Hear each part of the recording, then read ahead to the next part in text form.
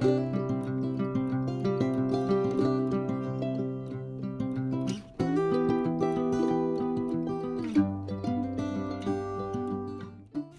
everyone and welcome to a new tutorial. This will be the Mohana Gründl cozy sweater and we will knit this one together. I'm using the same color number 5 as written in the Gründl PDF pattern. This is a beautiful rosé and gray tone, but there are also lots of other colors that are gorgeous, so I will link everything in the description box below that you can find the links and know what I'm using. So I will knit with my Chiagu bamboo tips and a twist thread cable.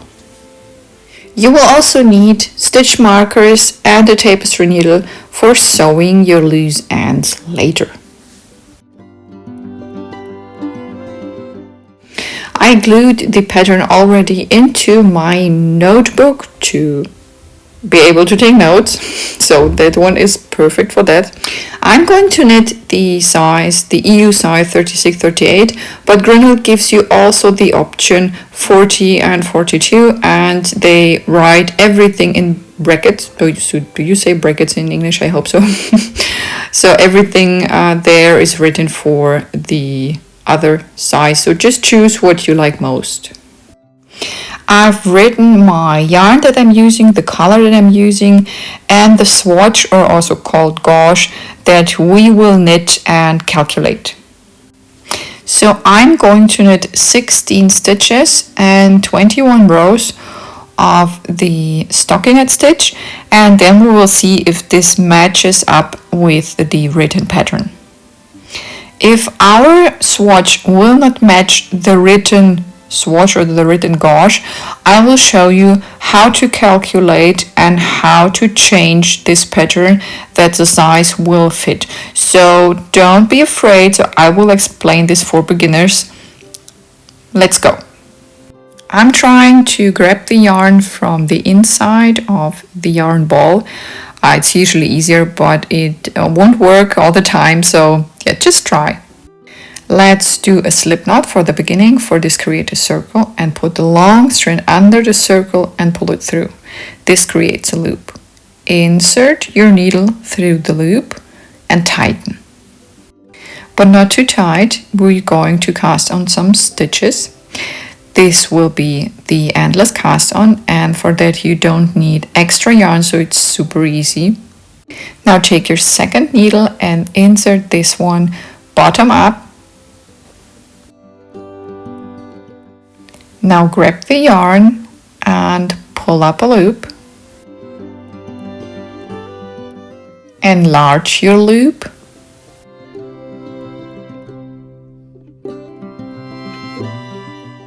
And put it backwards onto the first needle. Then grab the yarn again and pull up a loop. Then enlarge your loop and put the loop backwards onto the previous needle. And then again, grab the yarn, pull up a loop, enlarge, and put it back.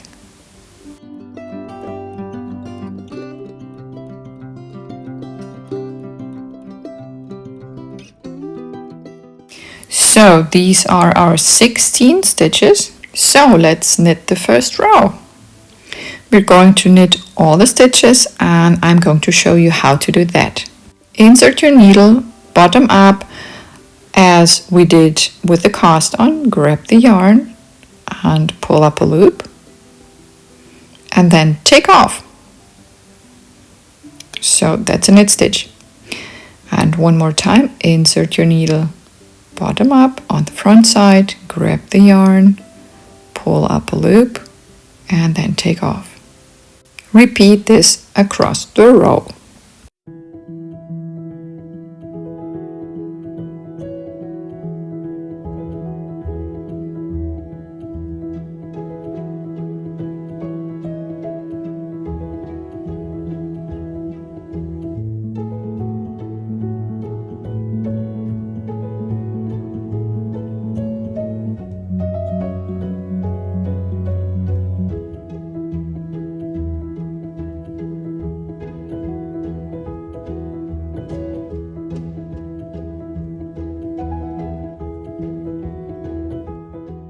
This is how it looks like so far, and now turn your work.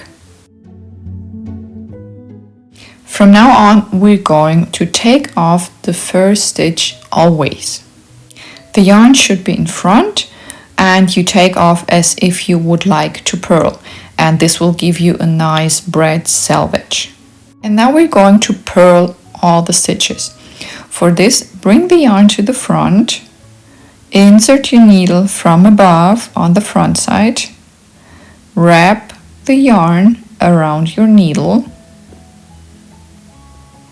and pull up a loop.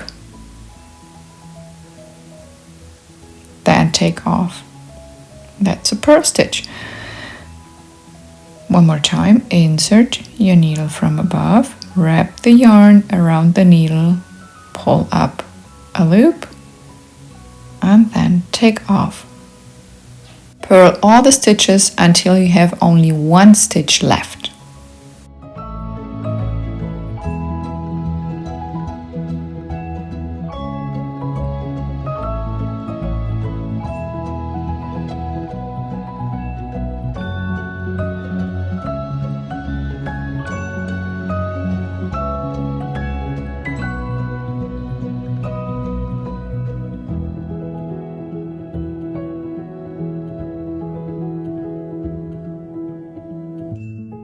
Knit always the last stitch for the selvage.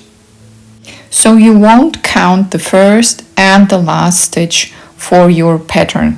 These are the selvage stitches only. When purling, you get purls on your work, and if you knit the knit stitch, you will see V's. So this can be also an orientation if you don't know in which row you are, and if you don't know if you have to knit or to purl. So if you see the V's, you will knit, and if you see the purls, you will purl. So for row 3, we're going to take off the first stitch, and then we're going to knit all the stitches.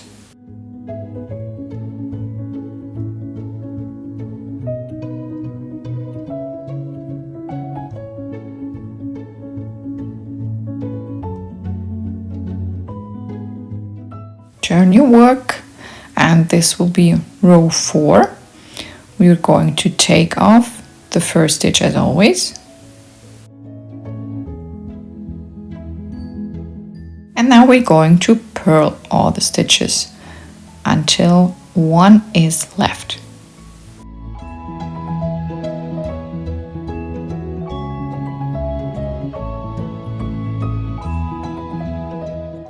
Knit the very last stitch.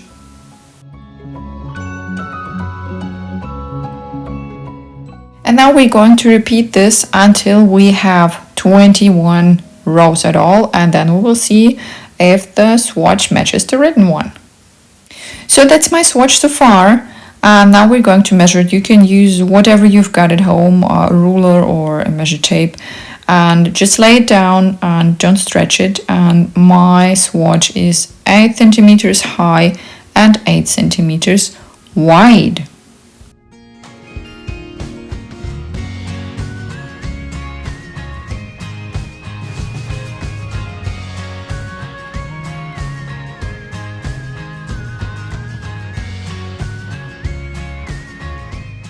So let's have a look. I made a note that my swatch is 8 and 8 centimeters. The pattern is telling me that I need a width of 54 centimeters. And these are 87 stitches plus 2 for the selvage. The 87 stitches should be a multiple of 2 plus 1 stitch. So now we're going to calculate how many stitches do we need for 54 centimeters. So my 16 stitches are 8 centimeters, and how many stitches do we need for 54 centimeters? So let's calculate. 16 divided by 8 and multiplied by 54 will give you 108 stitches. Our ribbing pattern needs a number that is a multiple of 2 plus 1, so I've chosen 109 stitches. And then we're going to need 2 more selvage stitches. So you get a total of 111 stitches at all to cast on.